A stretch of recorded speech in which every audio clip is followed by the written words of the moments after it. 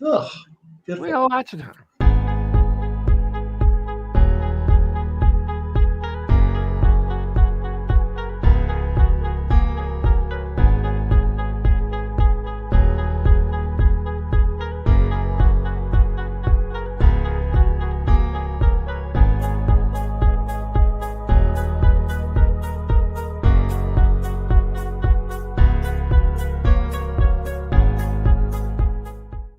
Started off as a PG podcast, but then Devin just kept on dropping shits and fucks, and I'm just trying to figure out what's in her mouth.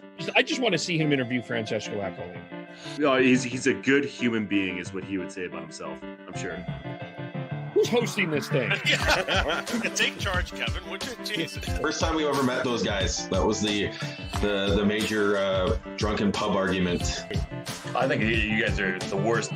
I'm gonna have to probably watch some Canucks hockey, unfortunately. Just making friends left, right, and center, and probably some enemies as well. Tell him to shut up. He needs to hear that every once in a while. Off to a good start. All right. We are live. It's okay to talk when it goes live. It sure is. Welcome to the Hockey Podcast. We are live on Facebook.com, the Hockey Podcast, YouTube.com, the Hockey Podcast. You can follow us on Twitter at podcast_hockey and subscribe wherever you get your podcast, as the audio will be up shortly after we are done with this.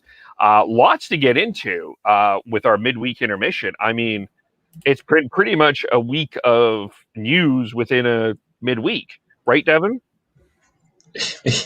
The highs and lows are definitely there, Kev. And yeah, a lot of news. A lot of hot takes, if you will. Hot, spicy takes coming caliente. Yes, I'm not even going to try. I'm not even going to try. I'm pretty sure I butchered that anyways. Yeah, and as we are recording, it's just the end of the Leafs.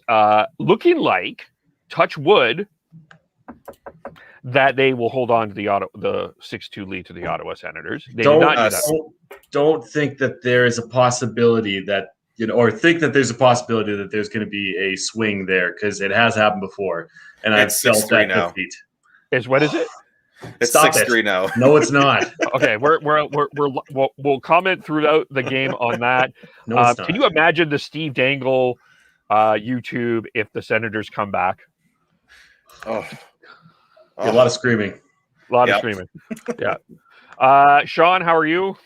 Oh, I'm all right. It's as you can see, I've got a bit of a different setup now. For a little peek behind the curtain for our viewers and followers, I've been podcasting from the kitchen counter for the most part of this, and going forward, I'll be here at a desk, Heidi's office. Going forward, just so that Heidi has access to the kitchen. You do not want to have your partner go hungry while you're podcasting. It doesn't go well. It does not go well. That is very fair. That's why I remain single. You can subscribe. We have hit the 60 subscriber mark now. So join that and then follow us and hit the like button on Facebook, and tell your friends, your neighbors, your enemies, your mom, your dad, your pets about us. And we would really appreciate it. Thank you. We'll dig in. We're going to, majority of this, I think, is going to be Calgary Flames talk, but we'll start with the bread. We'll get to the meat, and then we'll get to the bread after. We'll start with the bread. So coming into Andrew Mangiapane? Yes, we're going to Andrew Mangiapane this. Andrew Mangiapane with a little Matthew Tkachuk, and a little Mark Giordano, and a little Quinn Hughes, and then I don't know what the bottom of the bread is, but William Nylander maybe, and the Arizona Coyotes. That's the bottom of bread. Anyway, that was mean. So coming into this 4-game series with the Calgary Flames, the idea was we discussed 3-1. They took 5 out of a possible 8 points. They are now actually, although the Flames have games in hand, they are tied with 17 points each. Even though this was a split, I will dare say that the winners of the series Sean, is the Vancouver Canucks. I think they come out of this looking a lot better overall. Last night, Braden Holtby played his best game as a Vancouver Canucks so far. And for 12 periods, at least 10 of the 12 periods, they were the better team. So I think you come out of this, if you're the Canucks, you're coming out of this feeling a little bit better, don't you? You do, especially after the last game when I think you finally got the monkey off your back and were able to break through and chase Jacob Markstrom out of the net. I think is huge.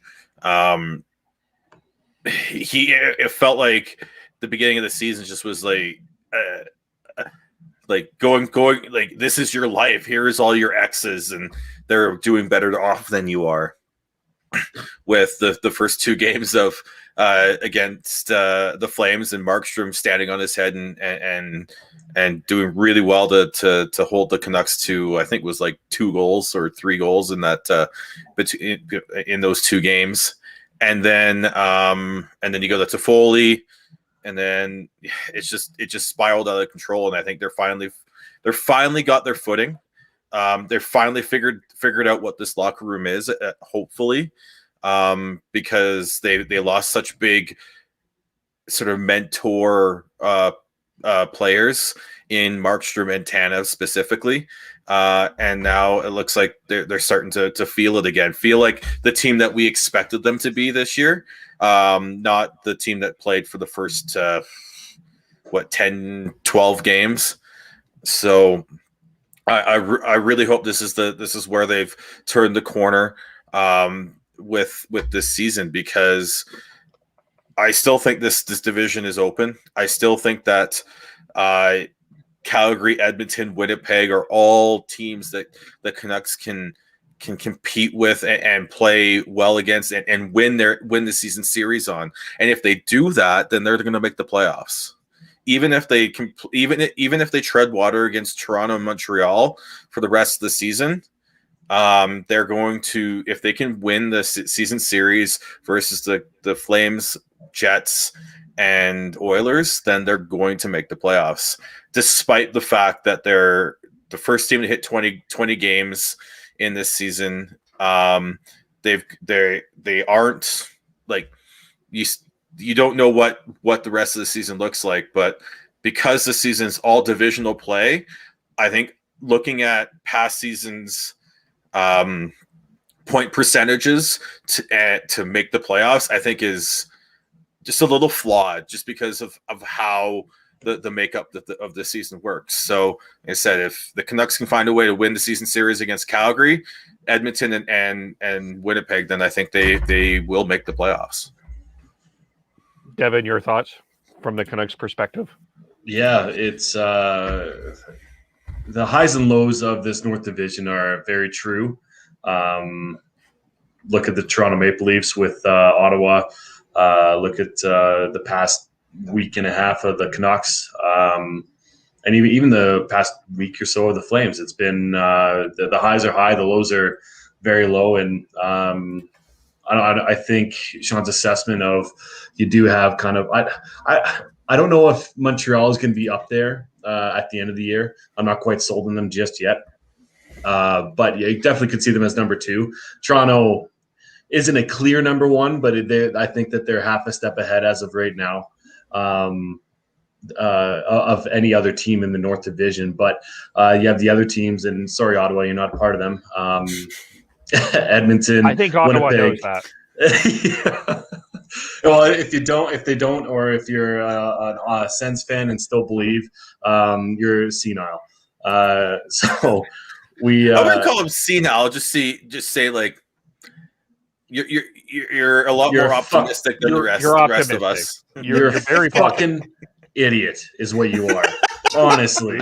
If you think that they have a chance, it's stupid. So you have the other teams of Vancouver, Winnipeg, Edmonton, and Calgary. All of them could easily be tied at the end of the year, and it would come down to regulation wins, and it would just be just complete and utter nonsense and craziness. So it's really know the long game is there, but once again, I've said this multiple times on this podcast about the process. It's about making sure that your team, if they do lose, they lose in the right way, that they're trying hard. And they're trying to play the cliche of a 60-minute game. The good majority of the time, your team isn't going to play 60 minutes, but you want to get as close to that as possible. So good on the Canucks for bouncing back. They look like they definitely were at least a full step ahead of the Flames with how many shots they had, the time on attack. From a Canucks perspective, that's going to be very promising. So, remember that there are going to be lulls in this season like there was, past couple weeks. So this will not be the worst or best game that you've seen from the Canucks going forward either. Yeah, they're growing into the situation. I think three of the games they scored the first goal. 2 of the games they scored the first 2 goals. I think the point that they stole was the last minute goal against that they lost on Monday. That was a shorthanded goal, and that was scored there. That was a nice little snag of a point, and that was basically one of the reasons they tied. So, and the Lotto line starting to pick it up a little bit here. Not hearing as many "what the hell's wrong with JT Miller?" That's now to Jake Virtanen, but I think that's a whole other different job. But JT Miller and Pettersson and Besser were really strong. They were. You're starting to see JT Miller not force the puck, and that was the biggest issue with him. He was forcing the puck, and then he was getting upset at himself and pouting on the ice. And you can't be like that in the NHL. If you make a mistake, you put your head down, you dig hard, and make up for that fact. And you're starting to see him play that way again, and drive play.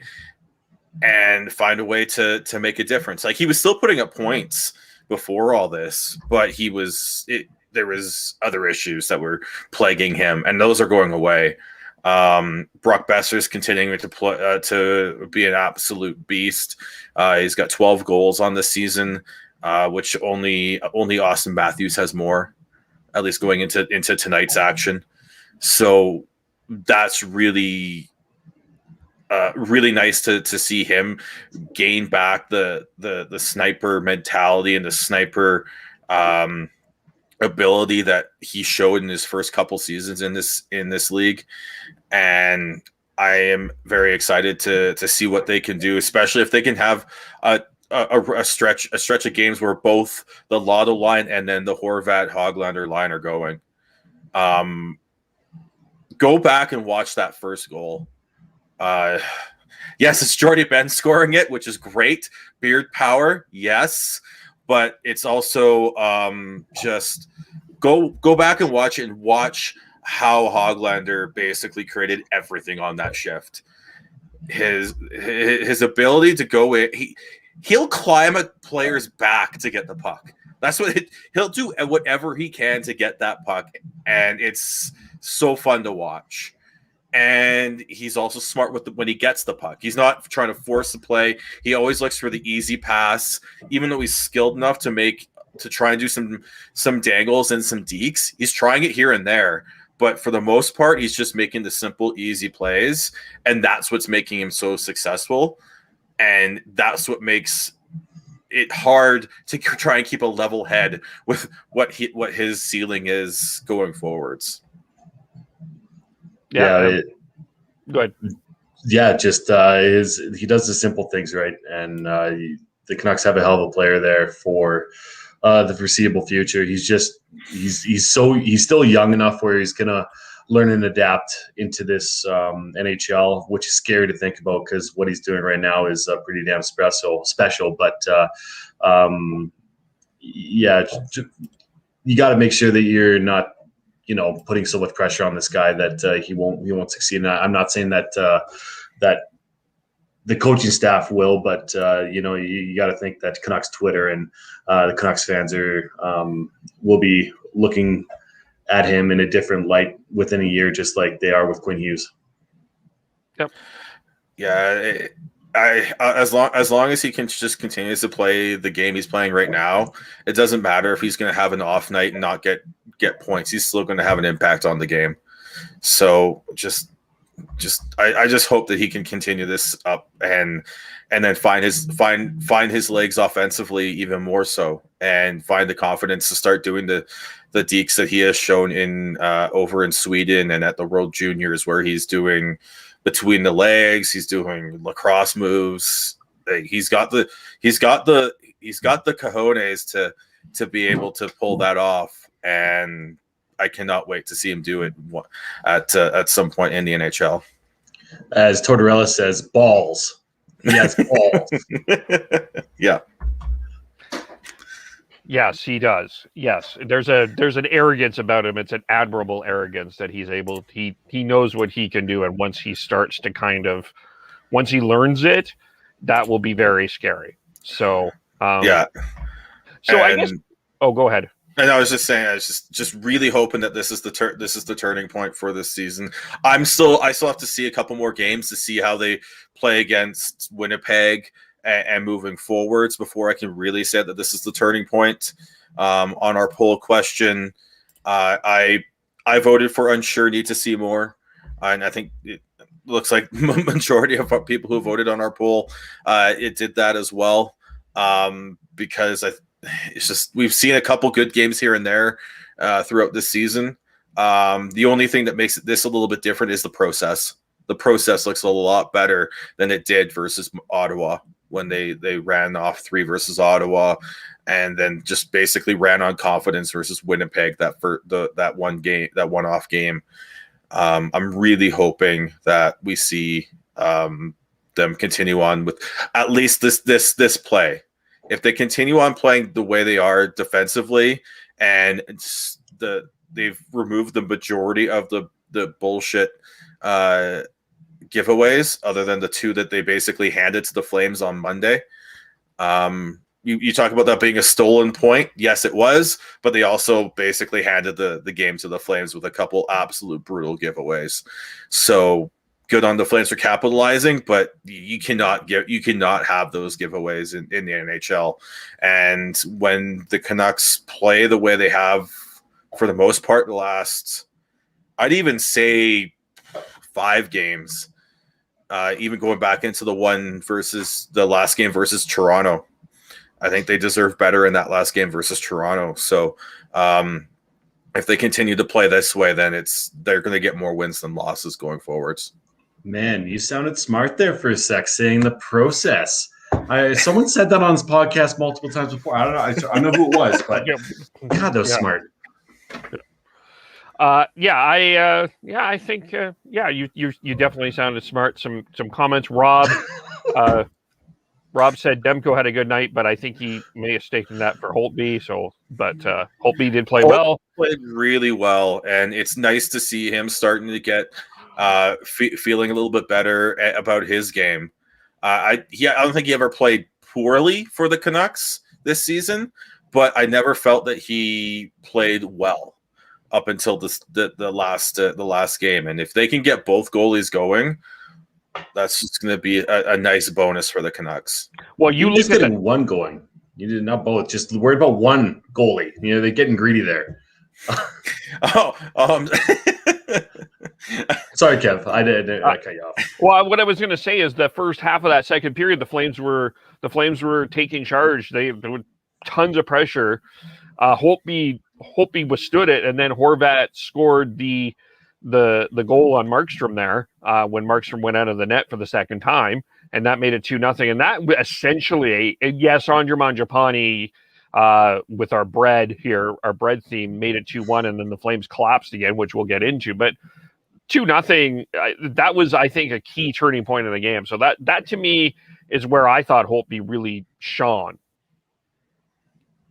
Yeah, he definitely made sure that the Canucks stayed up when the Flames had their pushback in the beginning of the second period, and going in in throughout the second period. Actually, it was for the most part the Flames were finding ways to create chances and significantly good chances in that second period. And it was if it wasn't for the way Holtby played, it would have been a completely different game. Yep. Yeah. His leadership is really shown, and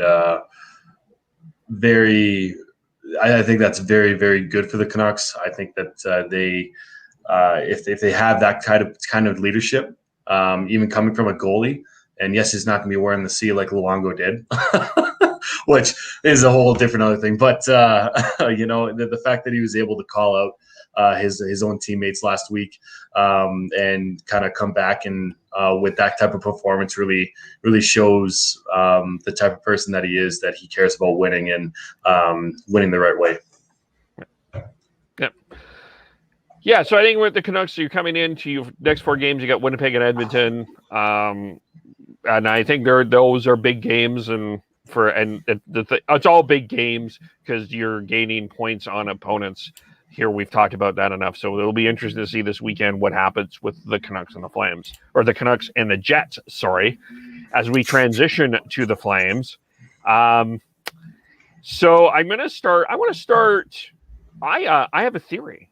I just was thinking about this. I think that one of our listeners, and we love all of our listeners, and we thank you for subscribing, following, and tell your friends. We remind you of that. But I have a funny feeling that one of our listeners might be the head coach of the Calgary Flames, Geoff Ward. Got an example for you here. I'm going to pull this up. Here. Let's play a little bit of this. Yeah, for building that team.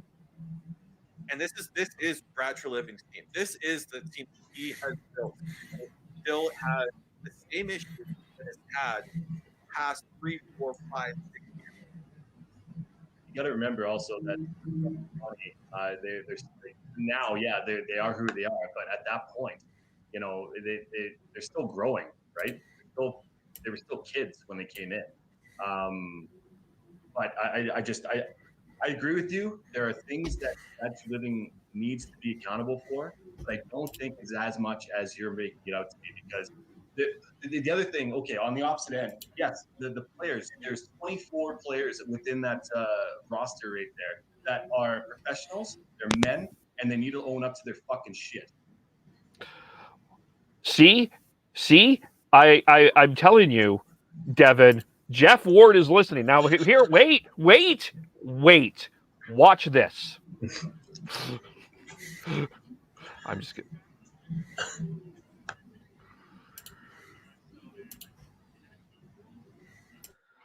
Hang on. Give me a quick second here as I pull this up here. Boop. Love the podcasting. This is our best production. This is awesome production by Kevin, the professional, taking courses at BCIG. Anyway, here we go.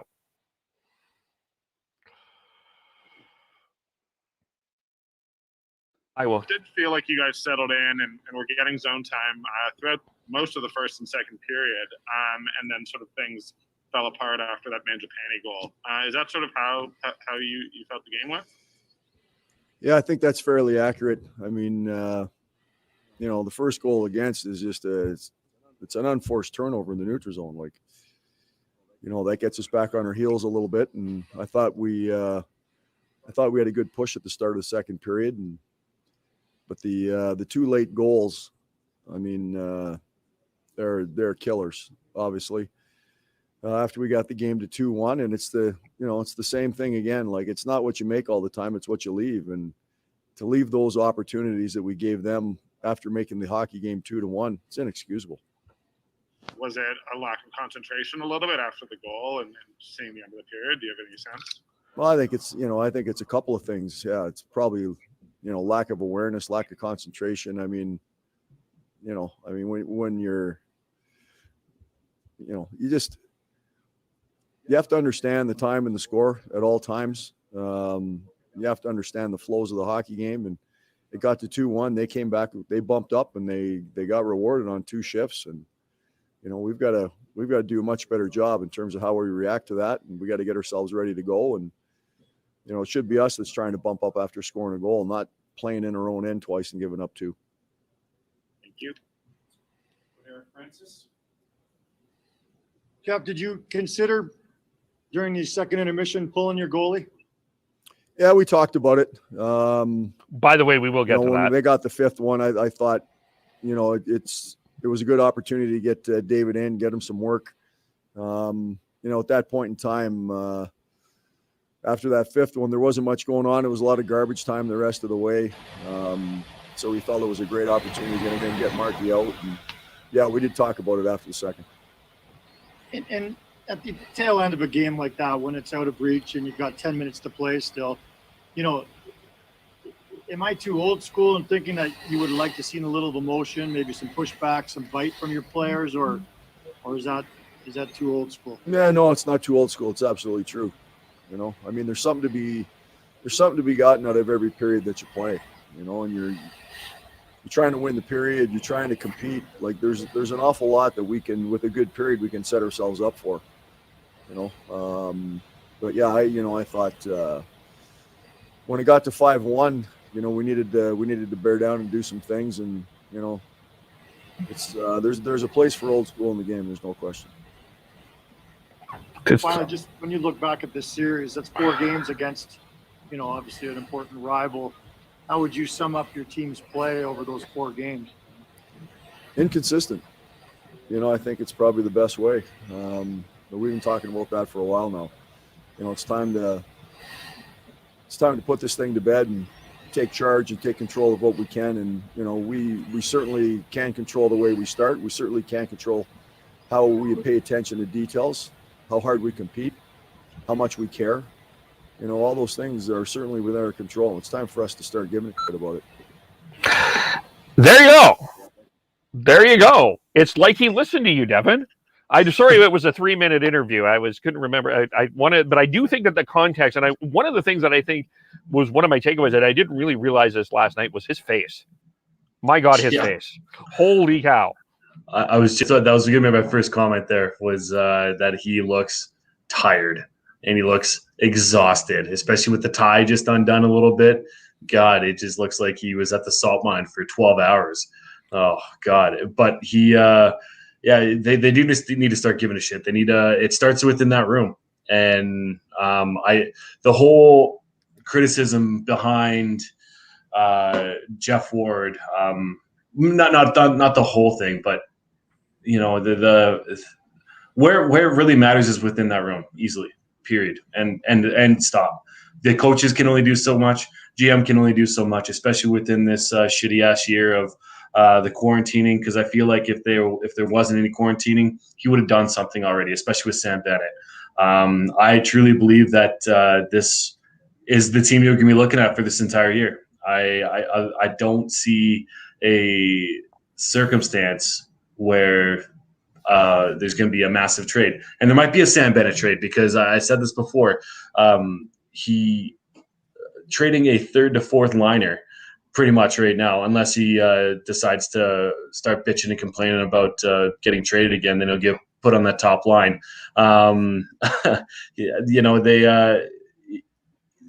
You're not going to miss him if you're a Calgary Flame. Not in my mind. You'll miss him a little bit, but the impact towards a win, I don't think really varies within that. So they need to find out. They need to look within themselves, look in the mirror, and figure this shit out. And I look at the leadership group, but I'll go on after that. Yeah, Geoff Ward looked pissed. He looked frustrated. He looked like he didn't know what the answers were. The way that the Flames have decided to be so inconsistent, and how many games have they decided to not show up until the second period this year? It's honestly all but one, all but 2 exactly. actually, and that's huge, right? And at some point, you got to find a way to to get through to these players. You've tried players only meetings. You've tried splitting up and shaking up the lineup. You've tried everything but a trade at this point. And as I said on Sunday, I honestly think that if there's a team that desperately needs a shakeup and desperately needs a wake-up call with a big trade, it's the Flames. And Devin is right. If this was a normal season, I think that trade has already happened. If there wasn't any quarantine issues, then there wouldn't be anything. There wouldn't be anything stopping the Flames from making that trade. The issue right now is like whatever they get back for whoever they trade is going to have to go through quarantine, and the quarantine in Canada is significant. Look at Winnipeg and Pierre-Luc Dubois. They thought they could maybe get it down to a week, but they couldn't. And maybe Calgary's able to do it in Alberta because of Alberta's a little bit different than Manitoba, but you're still waiting. You're still going to have to wait at least 7 days, most likely still 14, to get whoever you're going to get in return for whoever you trade, whether it is Sam Bennett, whether it is you go bigger and it's a Johnny or a Monty. Like, unfortunately, that's just the reality of the situation right now. And unless you're just going full on sell mode and getting draft picks on a draft that you don't know what you're actually going to get, even in a regular time, a lot of the pundits are saying it's a little bit weaker. There's some, you don't know who's going to go first overall, because there's 5, 6, 7 players that are there, and there's no standout players. And then you throw in the pandemic when half of them aren't even playing proper seasons. So I get it. I get why he feels. I bet you Trelivan's feeling the same way, feeling a little defeated, because there's nothing you can do other than just yell at these players to fucking give a shit, to fucking show up on time, to show up for the first period. Don't let the other team dictate the play for the first period and have to play catch-up hockey. If you're going to play that for the rest of the season, you're not going to make the playoffs. You're going to end up getting Geoff Ward fired. You're going to end up getting Brad Treliving fired, and you're going to have multiple players on this roster get traded. They've been like this since the Find a Way Flames, quote unquote, and that's been since 2015. That was 2015. Yep. That was. And even with that, I mean, they were lucky to get into the playoffs. Let's be frank. But it's been a lot of. We've had this same conversation. I mean, even Michael Backlund said last night we've had this conversation for a long time. Ryan Huska said last night we've had this conversation for a long time. So it's known, and I don't know. At the end of the day, this. Here's this is my theory right now. And people have listened. No, I'm not a fan of Geoff Ward. I don't think it was a good hire. I think the fact of the matter is there were no other interviews he did. And you can make the argument, well, it's a pandemic and you don't want to be spending money on a bigger coach right now. But the Flames have never historically not done it. We can debate that in another time, but it feels to me that the core of this group, and by core, I'm going to throw some names out: Giordano, Backlund, Monahan, Goodrow, Tkachuk, Lindholm. I don't think, from what I am seeing, and I could totally be wrong from where I'm sitting here, this is a players group that it's either doesn't like the coach, doesn't respect the coach, or doesn't trust the coach. One of those three. At least one of those three. They have, like, when you look at Jevin, you're right. There's been a whole bunch of line changes.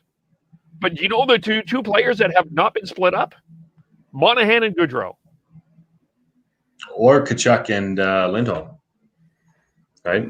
Kachuk played a little bit with Backlund last night, I want to say, but mostly, yeah.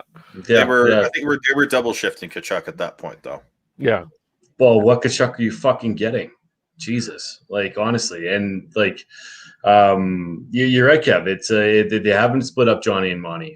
They did that a bit last year and the year before. They tried it, and my biggest pet peeve is the fact that they don't try it for long enough to gain some chemistry. And if there's not instant chemistry, then they just go back and fall back to the same old bullshit. And like that's on Geoff Ward and this coaching staff. But you talked about the core there, but I want to talk about the leadership group too, man. The leadership group, you hear all these good things about Mark Giordano. You really do. And I don't doubt he's a good human being, but is he the right captain for this team? My biggest question that I want to give to you guys is there's been this talk in the past year that Kachuk needs to be captain and that he is the bona fide next captain of this group. How different would this be if Kachuk was captain? And I'm not saying that he should be right now because I don't think he's ready yet, but I feel like if we had a different captain on this team and a different leadership group, that there's a better chance that we would be in a different spot as in the Calgary Flames than we are right now. How is that captaincy given? Is it stripped away from Giordano, or does Giordano give the C away in a gracious manner? I fucking don't care, to be completely honest with you. You want to show them respect and you want to make sure that you're not just stripping them for the sake of stripping them, but something needs to be changed within that locker room. Something needs to happen. And like I said, I don't think it's going to be a trade, and I don't think I don't think that they're going to fire Geoff Ward, not until the end of the year, or Brad Treliving, not to the end of the year. And there's got to be some sort of shakeup within that room more than lines, because I don't think that this leadership group led by Mark Giordano is going to take them to the next level, is going to take them to the second round or further in the playoffs, or even fucking make it this year. I just don't see it. There's definitely a lack of emotion on this team. Yeah. There's definitely a lack of feeling insulted by everything right now. They should feel insulted, and they should start playing with a little bit of shame and start start on fucking time. I agree with Devin. I think there definitely needs to be change in the leadership group, in this locker room, and I do think that this team desperately needs someone to just take the bull by the horns and just yell at them until they fucking get it. The way I've read Mark Giordano and the captaincy and his leadership style, he leads by example. He's a quiet leader. They need a loud leader. I completely understand why everyone's clamoring for Kachuk to be the captain. I agree. I don't think he's ready yet. I still think he needs to mature a little bit more and know when he can just rile people up, and then when he should stand back. He's gonna learn that. As much as I hate him because he's an absolute rat on the ice and he's a Flame and not a Canuck. Got stupid Jim Benning. Even though Hugh Levis looked good the last couple days, but still, fuck. Okay, but he still needs to learn, and he still needs to learn that when he can be the big boisterous, drag the team into the fight player, and when he he shouldn't be doing that. I think he is being, for lack of a better term, neutered by the quiet leadership that Giordano has, and he's not being allowed to be that boisterous, come on, boys, let's fucking go. Let's get into this fight. Let's get dirty. Every time he tries to do that, everyone else stands around and does nothing. Yeah. And that's even the grittier guys, the Sam Bennett's, everyone stands around and does nothing. I just don't understand it. Like there's no emotion on this team other than sad Johnny looking upset, and then all that. Like that's the most emotion you see out of this team right now, and you're not going to win in the NHL if that's the emotion you're showing. Yeah, true. I can almost see the gears working in your head there, Kevin, about because you did ask how is this captaincy change happening. I think you do need to strip it. I do think you need to do that. Maybe that's the shakeup that this team needs. Well, the reason I asked it is if it's gracious, then I think that there's a unification in the room. If you're stripping it, you are going to get a division. Well, but maybe long term, that's what they need. They need to find out who's with them long term and who's not. The other thing though is that, like, okay, Gio has to come to this on his own. If he doesn't come to this on his own, he'll take it personally, and there's going to be division no matter what. But at least Rhett Warner said it this morning on Fan 960. Oh, he was outstanding this morning. Oh, so good. If you haven't heard it or listened to it, you should. It's I'm pretty convinced Rhett Warner listened to our podcast on Saturday as well. Get him on the intermissions on TV. Yes. And get Ryan Pinder on those intermissions too. And it's not that I don't love Matt Stajan, and Eric Francis is Eric Francis, but of course Sarge. Yeah, there's some personality there that they're missing. Anyway, Devin, go. So what Rhett was saying this morning was that at least, you'd play with a bit of fire and a bit of passion, a bit of fuck you to the other side of the divided room, if you will. I just at least you would hope so. But once again, it'd just be right now. Look at us pulling at fucking strings now. When have you ever heard somebody talk about stripping the captaincy within the past 5 to 10 years? It's been very rare. It's very rare. Well, let's be honest. He's not the problem. The bigger problem here is not that Giordano's a wonderful, but he's playing terrible. He is absolutely. As much we'll get to Ward here in a moment, but as much as Geoff Ward said he wanted Rasmus Andersson to work on his 5-on-5 play, I think some would argue that maybe number 5 needs to work on 5-on-5 play. What's made him successful in the past, that's what's made him successful, period, in his career is his hardworking, his tenacity, and he skates his ass off. That's why he's always the fittest person at training camp every single year. But Father Time is undefeated, and we're just waiting for this moment. And it's come within the last 2 years of his contract, and it's finally shown. But we all knew this was going to happen. But the style of the game that he plays doesn't fit his age anymore. It doesn't. Yeah. He reminds me so much of Alex Edler right now in the Canucks, where you need other players to step up and start taking minutes from him. He's one of those guys who I think needs to play less minutes to be more effective at this point in his career, and you need a coach to actually do that. You need a coach to start playing Valimaki more. They are playing Hanifin more, which is good. Taking the top pairing away is Tanev and Hanifin now, which is good. But you need to find a way to really knock back Gio's minutes so that he isn't chasing the game because he's tired. He isn't basically that. He isn't chasing the game because he's tired, because he's playing too much.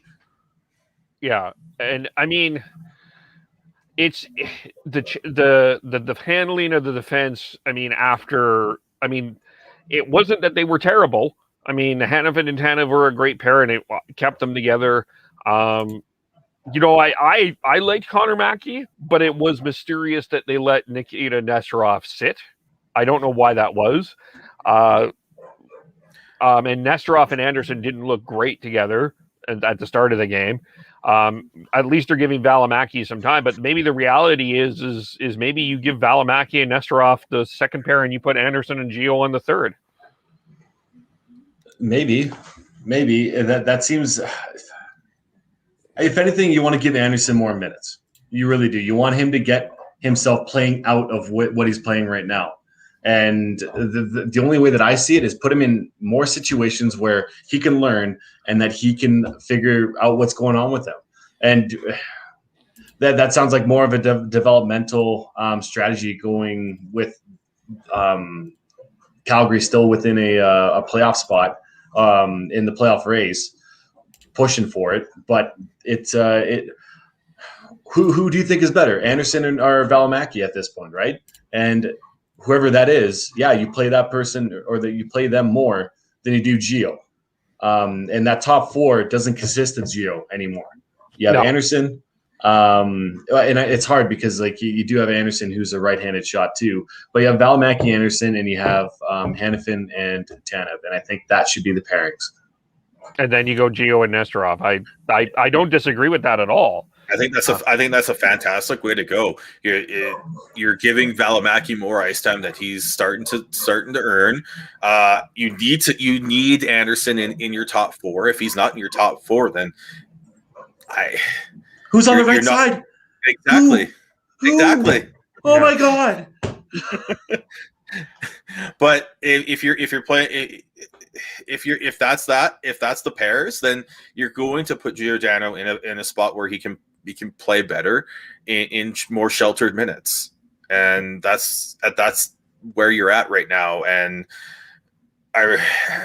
if they don't do that, then I think that's going to be to the hindrance of the team's success that they're hoping to find a way to create again. And it's within Gio's head too. He needs to make sure that he cannot play the way that he's playing now. He needs to be more conservative, less jumping up in the play, especially on the PK. How many times do we see him jumping up when there's a rush on the other, going the other way on the PK, and then all of a sudden he's like, "Oh fuck!" Turns around, starts skating, but he's not fast enough to get back. And he's like I said, he was able to do that before, but Father Time has caught up to him. Yeah. Oh God.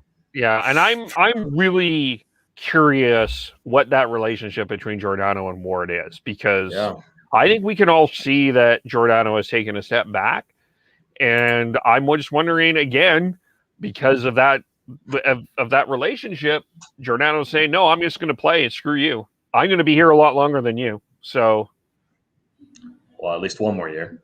Yeah. Potentially.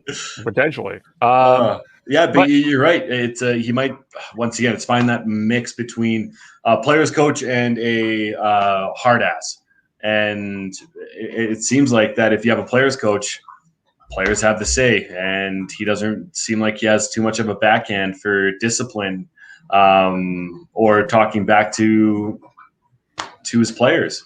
Really, and that's all perspective for me. But it's like I have no inside information, obviously, but that's what it feels like from the outside. But you can be a player's coach and have the respect of the room, right? It's not about having to feel like you need to be a super hard ass. Say, look, I don't think you're playing well enough. You're going to go sit down. And sorry, that's just the way it is. It's about respect. It is, and I think that's one of the key things that is missing here. And let's look at. I think Sean was going to jump in with something, but let's look at Markstrom Rittich.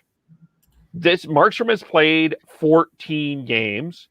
There was a clear opportunity last night to play David Rittich, at least Monday or Wednesday. You could have had Markstrom have a bit of a stretch off before you're going against the Oilers on Friday and Saturday. Now, without question, you've got to play Rittich in one of those games, and he was lit up. He was lit up against the Edmonton Oilers.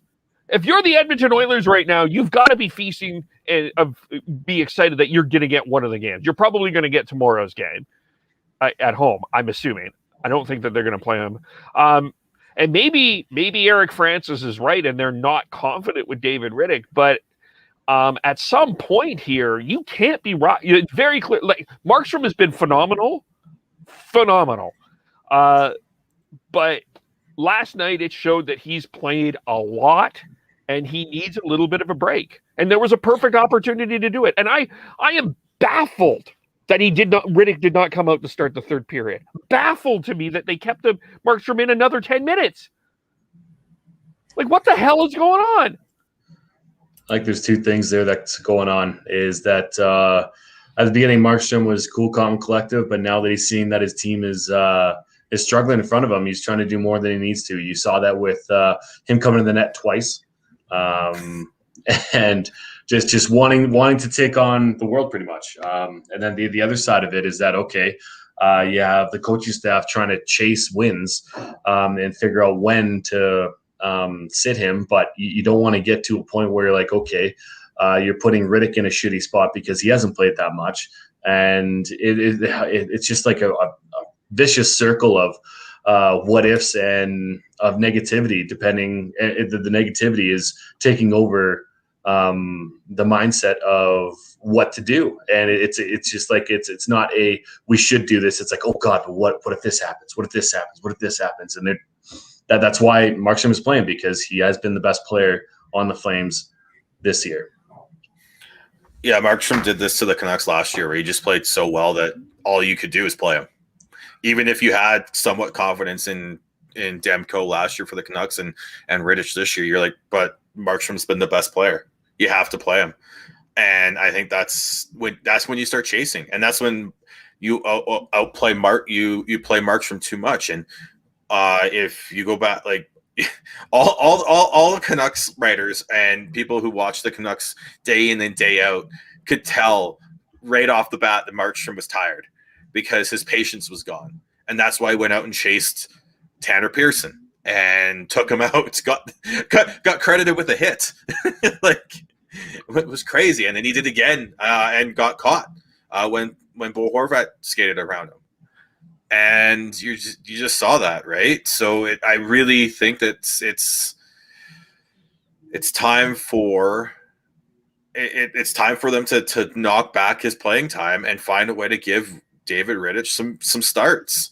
The fact that they didn't play Rittich in one of these games versus Vancouver was just a flat out wrong decision. Yeah, you need to give Markstrom's one of the guys, and when he's in the rhythm, you run with him. But you also need to know when to cut him off, and you actually have to cut him off before he's actually done his run, because once he's done, he's toast, and then you have to sit him and reset him and have him work with the goalie coach and reset the habits that got him to where he was at. And the Flames they've played him way too much. And they really need to start treating it going forwards. They need to treat this like a tandem, at least for the next 2-3 weeks, just to rest Markstrom up again and get him ready for the run in end of March, beginning and going into April, because those are going to be very, very important games. Well, here's the thing too, like, you need to get the Oilers are ahead of you, so you need to catch them. So if you want to win, if you believe that Markstrom is your best choice to win, give Rittich Wednesday, give Rittich last night. Okay, you would lose. Okay, but at least you got Rittich some playing time. You built up some confidence, and he's not playing the Oilers. And you give Markstrom the back-to-back when you can probably get I would argue and suggest, and I know that there's some people are going to be like, this is ridiculous, but I think the Flames would be beneficial for the Flames to go 2-0. Thank you, Captain Obvious. I think it would be better than a split, but because I think they need to start they have some ground to make up, and you can do that with Markstrom, and there would have been an opportunity. But to me, at best I see a split, and at worst I think the Oilers could win 2 games here. Absolutely. Because you have a tired Markstrom and you have an unconfident Rittich. Like, the Oilers have the complete advantage here. Well, especially with where Rittich went down last year was right after that stick flip moment, and who knows, he's a bit of a head case of a goalie too. So you can't think that that's going to be not going to be on his mind playing one of these games. Yeah. And then, and I guess, so, looking at where this team is at, it's kind of funny what I'm about to say, because it feels like a little bit of a parallel. And we have our poll question. Thank you for reminding. Have the Flames played Markstrom too much? Yes, by a country mile. Yes, it's winning by a lot. Unless a lot of people decide to jump in on that boat and say no, that's clearly yes. I think people can clearly see that. But let's dig this a little bit deeper. And we dug a little bit deeper when Tyler asked last Sunday about the pressure that the media is putting on the Flames. But there's another angle to this that I don't think has been talked about enough in Calgary. But I'll bring it up. I'm not afraid. You have the arena deal, which was a sore spot for the city of Calgary. How that went down, I don't think went down very well. I think there's some angry, even Flames fans that are very angry of how that was handled. You are in the middle of a pandemic where we've talked about the financial situation ad nauseum. You're building an arena with an angry fan base that is furious right now with this team, and I think is just completely frustrated with how this team has performed really for not only the last 5 years, but advancing to one past the second round once since 1989. Ouch. That's hurt a generation of fans. Are the Flames fans going to, once fans are allowed back, are they coming back? Yeah, they'll come back. They definitely will. I thought it was I forget who it was, but I think it might have been Chris last weekend talking about how the fans are different from Vancouver to Calgary, and I see it completely different. I think that they are similar. I think there's more to it than just the play on ice as of right now. It's there's also the pandemic idea that everybody wants to get back out there. I want to go back, have a dome beer. Gotta miss those. But I understand where you're getting at, though, Kev. It's if they're not performing, then it's hard to think that they will be coming back in droves. But at the same time, man, there's a different aspect to it of people wanting to be a part of a live event again. So, but as far as like the hockey goes, yeah, I think that they will be back. And at this point, it's like, okay, well, if they win, great. But if they lose, you'll fucking hear it and you'll get booed off the ice. And maybe that's what they need. But that doesn't seem like it's going to be in the cards this year. And it might be too late to really do something. And even at that point, when there are going to be fans back in the stand, hopefully we won't be looking at the exact same roster. Do you think the Flames have a brand image to some things to repair though in Calgary? Oh yeah, they definitely do. But as Devin said, once fans are allowed back, there's going to be a rush by a lot of people to get back out there, because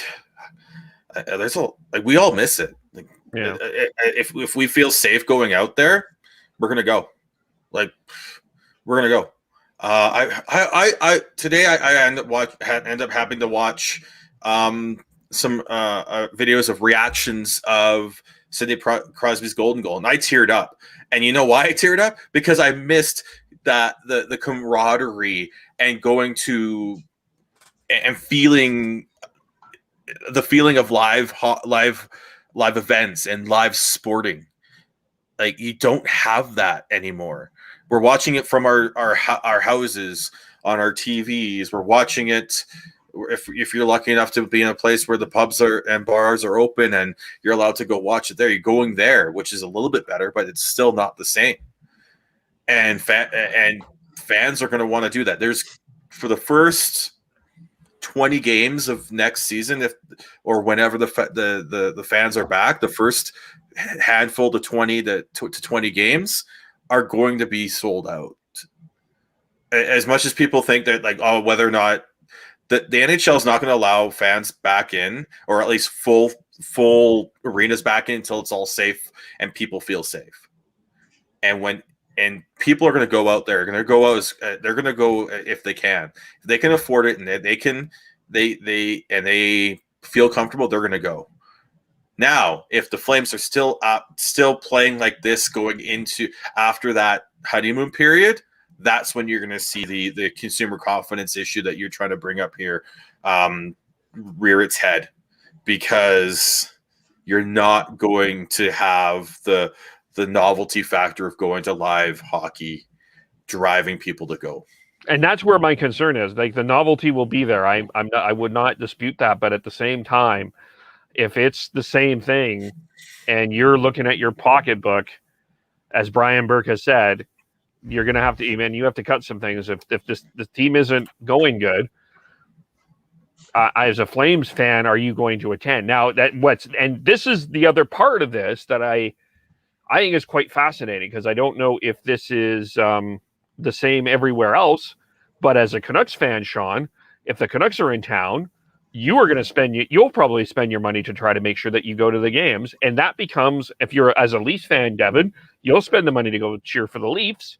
And I think that's an absolutely fascinating dynamic that that just came to my head that I need to process a little bit more, but that doesn't necessarily feel like a home ice advantage. Even when the Leafs came to the Saddle Dome, it still didn't feel like a home ice advantage for the Flames. Yeah. Leafs, Habs, Canucks to a lesser extent, Oilers as well, Jets. Like anytime a Canadian team came into town, unless it's Ottawa, because, well, I'm sorry, Ottawa, we're shitting on you so much this podcast. There are Sen fans, though. There are Senator fans. They just don't and YYC. They're just not. They don't travel as well as the rest of the team of the fans, Toronto and the Habs specifically travel really well, and it is almost 50-50. I've been to games at the Dome where it's Flames and Canucks, and I'd say it sounds like it's 60-40, even though it's probably 70-30 for Flames fans. But you against these Canadian teams, it isn't as big a deal. Oh, it's always been that way in Calgary, though. Yeah. Calgary's been a transient town. You've got people have moved here and are based out of here. They moved in from Saskatchewan, so they were Jets fans or Oilers fans.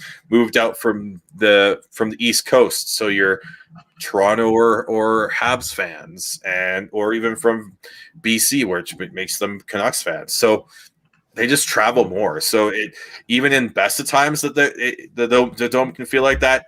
Going forwards, if the Flames can't figure out what the hell's wrong with this locker room and figure out how to actually show up and play for the first period, that I could definitely see that being an issue going into next year. Yeah. I was waiting if Devin had something to say. It's just I don't see. I definitely could see that. The transplants here in Calgary outweigh the Flames fans if they keep on going down this road. But at the same time, you still got the loyal fan base here. So I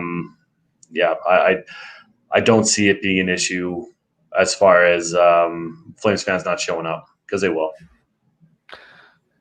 Yeah, I guess just from the organizational thing, I think there's some things that they can do to repair that, and I guess that's where I'm coming from. And I just from my eyes, but maybe I'm wrong. Maybe everything is hunky dory. I don't know. There's two separate. No, I wouldn't say two. There's two very vocal groups of hockey fans. There's the ones who are a little more dyed in the wool, a little more old school, and are going to go no matter what. They're going to support their team, and then there's the other vocal group of fans who are going to vote with their wallet.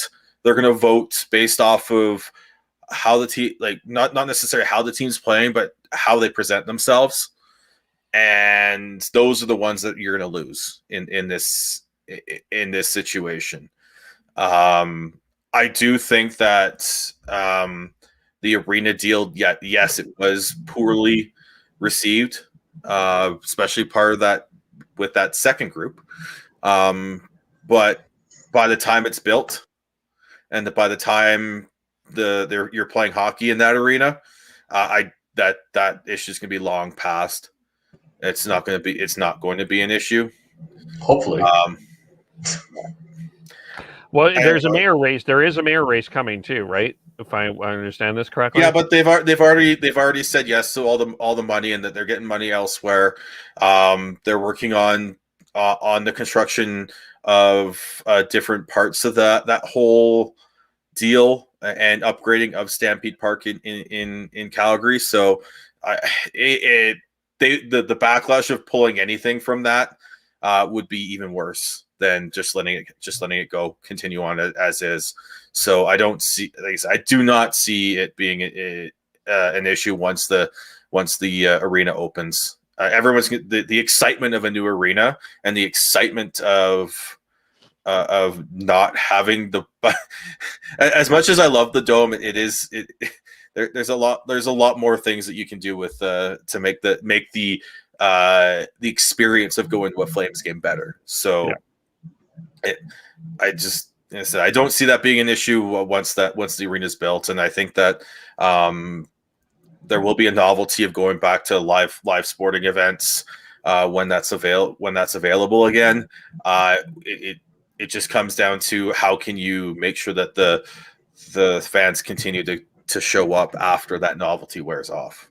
Fair. Yep. It's curious. I'm curious here.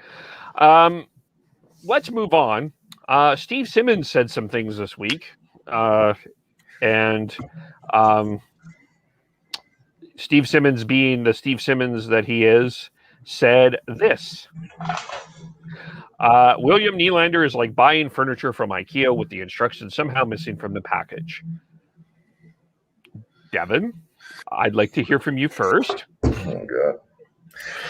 The notion that it's surprising that Nylander is so hot and cold, and that's surprising, is ridiculous. We've seen this for year in, year out from Willie. He has streaks of brilliance and he has streaks of just nothing, and you don't see him on the ice. So that's just, I just feel like, Steve, you're picking low-hanging fruit, buddy, and I would not be surprised if you hear some backlash next time we ask a question, just like Austin Matthews did through his COVID incident. So it's media, it's media trying to look for something, trying to not pick at straws, but just sucker punch players every once in a while, and it's entertaining, but it's just fucking ridiculous is what it is. It's not paying attention to what William Nylander is doing as well. He may not be producing, but he's still creating offense. He's still the second best forward on the Toronto Maple Leafs in terms of shot share. His percentage of shot attempt share is the only player ahead of him is Joe Thornton in 8 games. He's right there with Austin Matthews, just a little bit ahead of him. So if you're upset about a quiet 2-3 games and making those grand, ridiculous remarks just so that people will read your column, I think you've lost it. You've lost the ability to have a rational discussion about hockey and how hockey's the players are playing. What about what Tyler would say if he was on here? Is Steve Simmonds' job is to create a reaction? Yeah, and he did it. He's a slimy fucking douche as far as I'm concerned, but he did it, and we're talking about it. So he's doing his job properly. It's just I don't know. I just don't have any respect for that. But there's more to it, Sean, than just that. It's the fact that Nylander and Tavares have not been the same as they have been in the past 5-on-5. They've been very quiet, and I think that's where it comes from. Then why isn't he calling out Tavares? He's the captain of the team. Because he's the captain of the team. I think Simmonds has respect for certain people in this league, and then he doesn't with others. Tavares is the veteran, and I truly believe that it has to do with the fact that Nylander, Marner, Matthews are making the big dough as being young men, and I think that really just irks him, and that's where the low hanging fruit comes from. Well, then that says everything to me, right? That says that says that like even Carl's upset with him about. Yeah, Carl's angry. Carl's furious here. He's pissed.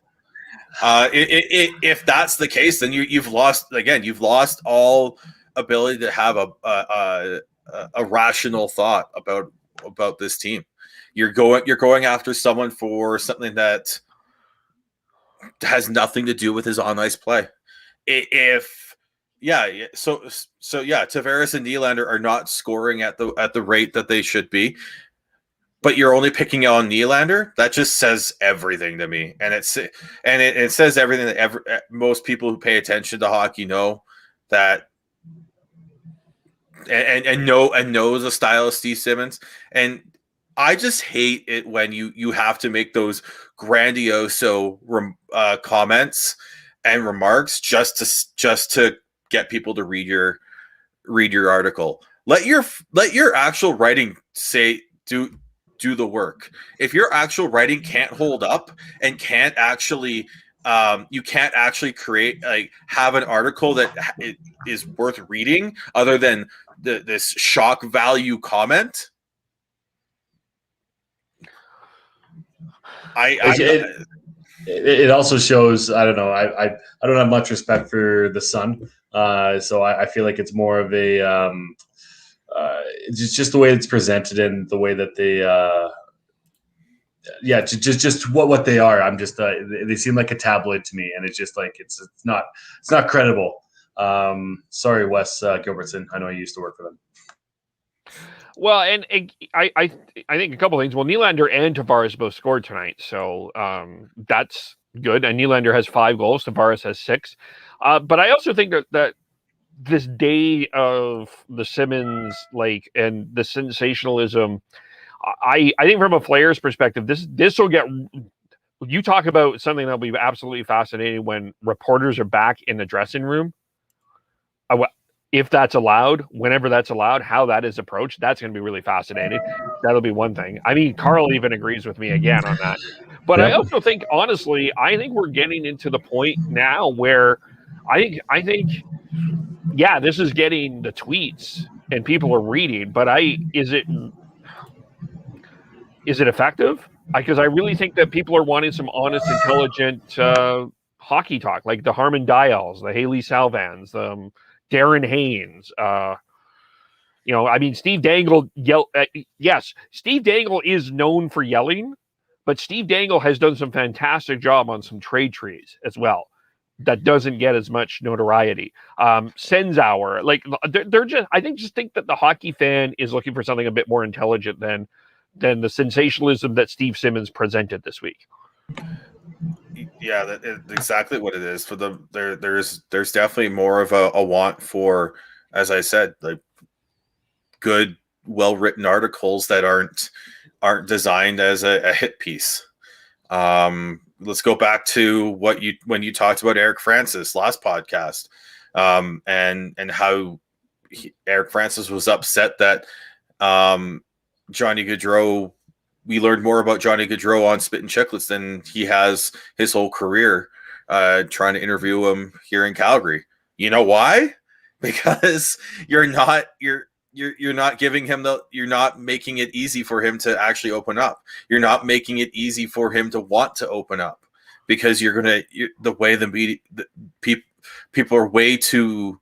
The media and certain media specifically are way too reactionary and in creating ridiculous as this like ridiculous content, and to just get views, reads, and to quote unquote have clout. Like, it's just, and that's fed down. That's been fed down from them, and now people who are like the average fan is trying to do that with what they do on social media, and they try and like throw receipts back when they were right and all that. Well, it's just, can we just have some good, like, rational, well-written articles, or good, rational, well thought out content that can that you're allowed, that makes you think,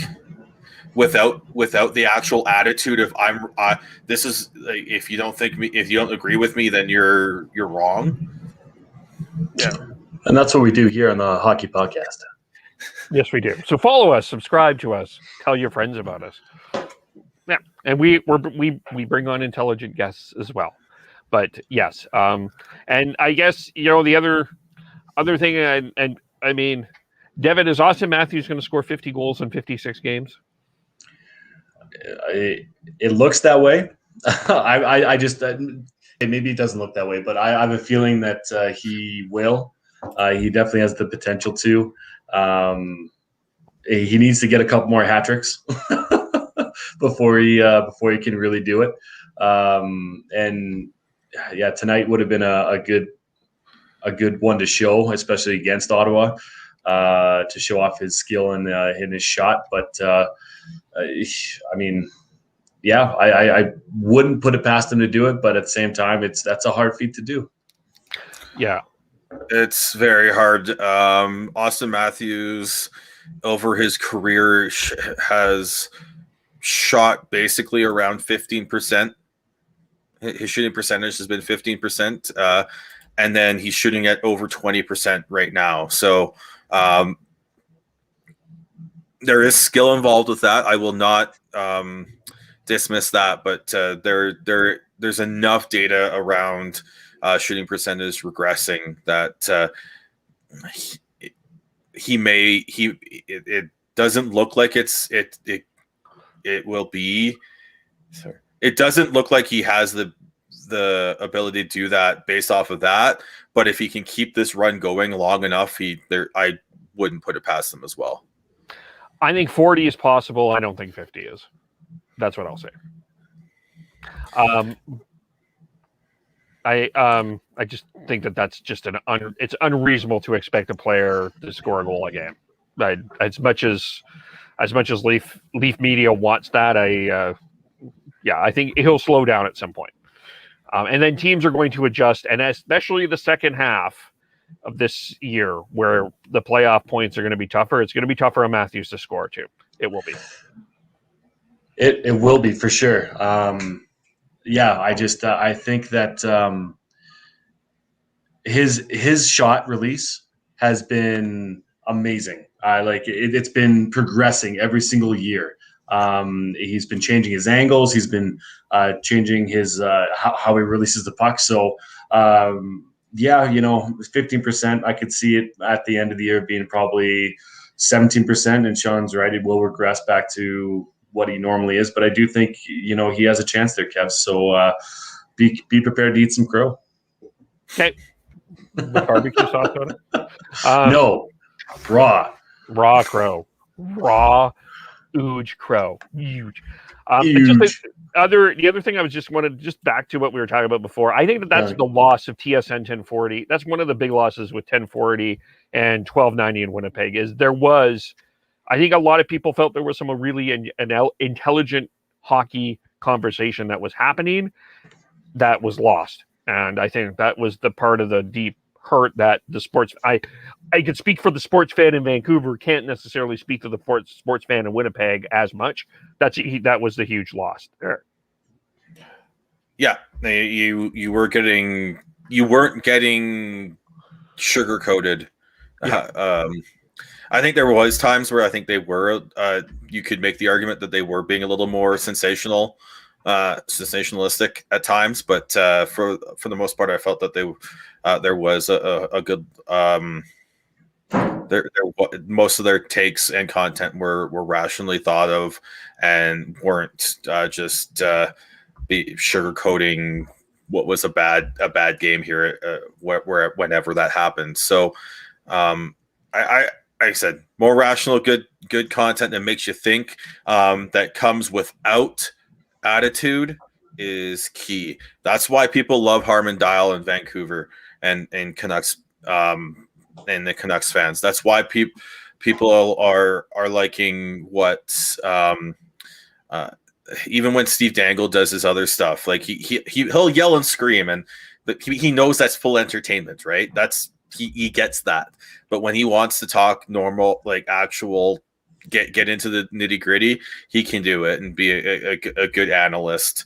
It's why Kevin BX has become so great. Is he's creating amazing content on the intermissions while you're learning, and he's not being an old man, an old school hockey player yelling at clouds, even though he is an old school hockey player. Yeah. As stealing this from Tim and Sid, it's edutainment. Edutainment. Yeah. Yes. Final topic. I don't know if you guys have all had the chance, but Katie Strang wrote a pretty interesting article on the Arizona Coyotes, quite damning to the Coyotes organization. And just another situation with this organization of a PR disaster that even Carl, the cat, is furious about again. You look at the drafting of the player, the Mark Miller. You look at what the John Chaika situation. Steve Sullivan, fans not in stands. Where do you go if you're what is the next step for the Arizona Coyotes? Like, do we got another 45 minutes? Or I don't know. It's at this point, how much, like, for the NHL period, how much longer can you have that team in Arizona and not being supported financially by the fans and financially by the owners, to a point where you have to actually, I think they're going to have to make a decision within the next year or two to move them. How quickly did Atlanta end up getting moved after, like, not being able to have owners and be able to keep things running in Atlanta? They've tried so hard with the Coyotes in Arizona, but I honestly think it's time to start looking at other spots, whether it is Houston or Kansas City. I think has an arena available, or the always on the back burner, we must get Toronto a second team option, or even Quebec City, right? Like, there's options out there. So it's honestly think it's time to start looking at those options. Gary Bettman has such a hard-on for keeping Arizona there, keeping them. I don't know why. I have no idea why. It doesn't make any sense. The arena, Glendale, it's in a shitty spot. The other places are Canada that are in the suburbs, and that's not working. Down in Florida, how well is that working? Like, they're all those teams are having a hard time getting people in the seats, and along with just their revenue stream, it's not there. They've always been at the bottom of the revenue stream. And how much longer will Gary Bettman shed all that money into Arizona and get nothing back? It's about time. And I do see a fit in Kansas City, and I do see a fit in Houston. As far as Arizona goes, you want to keep them in the Western Conference to make sure that the teams are even. So how much longer is is the NHL going to be doing this? It's just so redundant. It's the definition of insanity, doing the same thing over and over and over again and not getting a different result. Yeah, it's just poorly run. It's so poorly run. It's been a PR. Like, if I'm an Arizona Coyote fan, which I'm not, but if I was living in Arizona, I don't like. Why would I want to be associated with this team? Like, that's the question right now. And the way they treated Katie Strang is awful. That is an embarrassment in and of itself. That we don't have to. Maybe we'll dig into a little bit more on our next podcast. But I just wanted to, because that is, wow. The only thing that she did was report the facts. Yeah, and then they got all butthurt about it, and it's sad, really, and it just goes to show the type of people that are there in Arizona too, and that they're upset that everything's being, or that their dirty laundry is being aired out, and good. Shame on you. That's fucking atrocious. And people, or the players per diem not being there, not having a post game meal, and treating Katie that way. That's inexcusable. And Gary Bettman, he's going to defend it, and he will. He'll condone it, and then he'll condemn it by keeping them there and keeping some people employed who probably shouldn't be employed. So, Gary Bettman, you should be looking in the mirror and trying to figure out, okay, what is best for hockey in general? What is best for the NHL in general? Not what is best for your legacy, because your legacy is already stamped rubber. You're already in the Hockey Hall of Fame, and you're still the commissioner of this league. You have made the owners a shit ton of money in the past 4 years with Vegas and Seattle coming in. So swallow your pride and do the right fucking thing. Well said. Well said. Let's leave it there. We will be back on Sunday morning, 11 o'clock Pacific, 12 o'clock Mountain, to recap the Flames-Oilers series, and the Jets and the Canucks. Daniel, in the comments, play tomorrow, and then we'll preview the Sunday game as well, as the Jets and the Canucks have their 2-game series. And then so we'll figure that out there, and then we'll talk about what going forward. And how do we follow everyone? I am Bearded Canucks 03 on Twitter. I'm GordHowe09 on Twitter. Schneid's is SCHNEIDZ. Tyler is TNOBLE. I am KVVOLE. Podcast_hockey. Like us on Facebook. Subscribe on YouTube. Subscribe wherever you get your podcast. Yes, Tobias, it is bedtime. Catch the replay, and we will talk to you all very soon. Bye for now. I'm just going to put that there as we go.